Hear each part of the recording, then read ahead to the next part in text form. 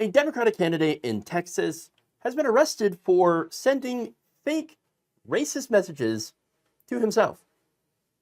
Karal Patel was charged with online impersonation and misrepresentation of his identity after Texas Rangers alleged that Patel had spent months impersonating supporters of his Republican rival, Commissioner Andy Myers.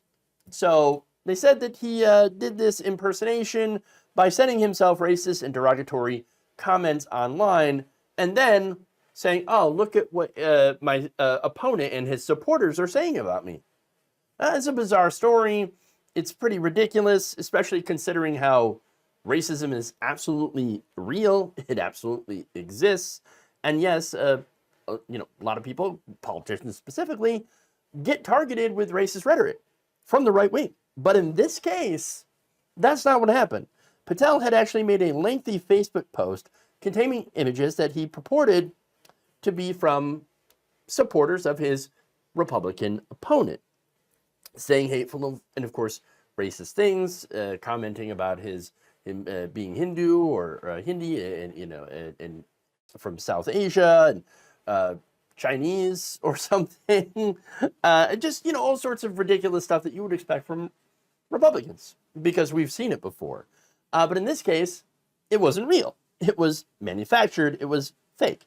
So now, along with the post, he said, as your Democratic candidate for county commissioner, I'm always open to criticism on my policy positions and stances on issues. However, when my Republican opponents' supporters decide to hurl racist, anti-immigrant, Hindu-phobic, and otherwise disgusting insults at my family, faith, community, colleagues, and me, that crosses a line. Yes, it would, and everybody agrees, okay? The problem is, again, that this didn't really happen. He also said the remarks were examples of the deep and misguided fear from within the GOP. Now, look, I talk about it all the time. There are a lot of racists in the Republican Party. Not every Republican is racist, but a lot of racists, if not most of them, are Republicans. So let's be honest, though, okay? But when it comes to America, I don't think we're a racist country. I think we've got systemic racism that is baked into a lot of our systems that were put in place by racists. We certainly have racist people in positions of power. And so there is this systemic racism, right? But I don't think the average American, for the most part, most of us, the vast majority, I don't think are racist, okay? And most of you, I think, likely agree. Again, there are racists, and I've got a great example of that in an upcoming segment. Nonetheless, right, the thing that astounds me about this story is the fact that there is a lot of racism, and yet he still had to make it up. That's the amazing part to me. Okay. Now, Myers, he saw the post and I guess he was pretty disturbed by it. So he's like, I would like an investigation here. You say that they're my supporters. Okay, well, that's not cool. I want to see who these people are because maybe I don't want those supporters. All right. Because again, it doesn't happen often, but there are Republicans that are actually decent people. I don't agree with them on policy positions, for sure. But they're like, yeah, of course I don't like, racism, or I don't like bigotry, or I'm pro-gay, things like that. Great, wonderful. At least we agree on some basic things, right? That, humans have human rights. There are even pro-trans Republicans. Not very many of them, certainly not in office, but they do exist. So, in pro-trans conservatives, pro-gay conservatives, I still think that they're a member of the wrong party because the party apparatus absolutely hates them. But hey, I mean, they do exist, okay? So that said, Myers reported this, and they did an investigation, and that investigation found that Patel had actually used a picture of a Fort Bend resident without his consent.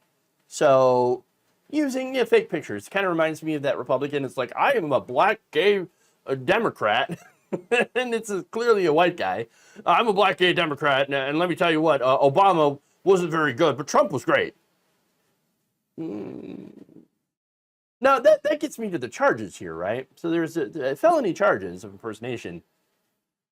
I think it's a little overdone, okay? Oh, that's a little too much, all right? Like throwing the book at this guy for that, for using essentially what's a sock puppet. But what is disgusting, though, is the fact that he basically falsely is accusing his opponent and his supporters of racism. And that should be the problem for all of it, okay? So now, these identities to these alleged posters were not redacted, and so people could look them up, and they did. One of the accounts was a person called Antonio Scallywag. Doesn't sound like a real person, all right? Now, according to Myers, Antonio Scallywag was a real scallywag to him online, all right? It's according to a report by Houston-based ABC affiliate KTRK. Law enforcement traced the Scallywag account back to Patel. To which, of course, I say, whoopsie. All right, ridiculous. Now, Patel had previously served as chief of staff for Fort Bend County Judge K.P. George. So now, when asked about this, K.P. George, he called the incident, quote-unquote, unfortunate. All right. But then largely reserved judgment due to the principles of due process and impartial investigation and to ensure justice and accountability. All right, so I'm kind of bummed out by that response. It should be more of like a, hey, if this is true, this is terrible. I did not teach him this, okay? Not cool. Fort Bend County Republican Chairman Bobby Erbel called Patel's arrest, quote, deeply concerning, and then compared him to Jussie Smollett, which I think is a fair comparison because Smollett essentially did the same thing. Actually, worse. He claimed to be the victim of a brutal hate crime, and it actually wasn't. So what Smollett did was actually far worse than what Patel had done, but still shouldn't do it. Now, here's what Erbel said. Whether Republican or Democrat, such tactics should be unequivocally condemned by all who value integrity and accountability in politics. This is not a partisan issue, and the good people of Fort Bend County should be able to trust that when allegations are made, they are sincere. Again, that's what floors me about this entire thing is there is enough racism in the Republican Party. Why would you have to go and make it up? Maybe he was like, there's not enough directed at me because not enough people know who I am. It could be one of those things, right? Trying to raise his profile by casting himself as the victim of terrible attacks. Possibly. But again, this is gross. He said, Fort Bend County residents deserve better leadership than someone who will create a fake account and post manufactured racist attacks, attempting to turn neighbor against neighbor for political gain. Look, I gotta say, I agree with him. All right. Yeah, I agree with the Republican on this one. This is gross. It's gross. Racism and xenophobia, look, they absolutely exist, okay? When you make up racist attacks against you for clout or, to raise your political profile, you actually hurt the cause of anti-racism. You embolden racists, right? Because they can point at you and say, oh, see, he made it up, so they're all making it up. No, I can guarantee you they're all not making it up. Racism is absolutely real. But again, it's the boy who cried wolf, okay? Here's the thing. The wolves absolutely exist, and they salivate over stuff like this, all right? The guy apparently, though, needed his opponent and his followers to be openly racist, and when they weren't, he decided to make it up in order to give a political advantage, which I think is gross, it's sleazy, it's against everything that I stand for, okay? I don't think that, it should be a felony, but I do believe it should be disqualifying. If he's going to lie about something like this, which is really important and something that people should be fighting against, racism, then, well, what else is this person capable of lying about? At the end of the day, it should be about principles. And if you're willing to lie like this in order to get yourself into power, in my opinion, you don't belong in power, period. Thank you for watching. If you enjoyed this video, please like, share, subscribe, hit the bell icon in order to get notified whenever a new video is released.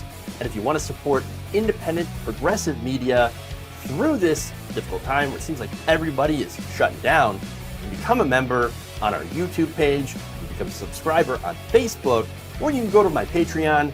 It's patreon.com/Jeff Waldorf. Thank you.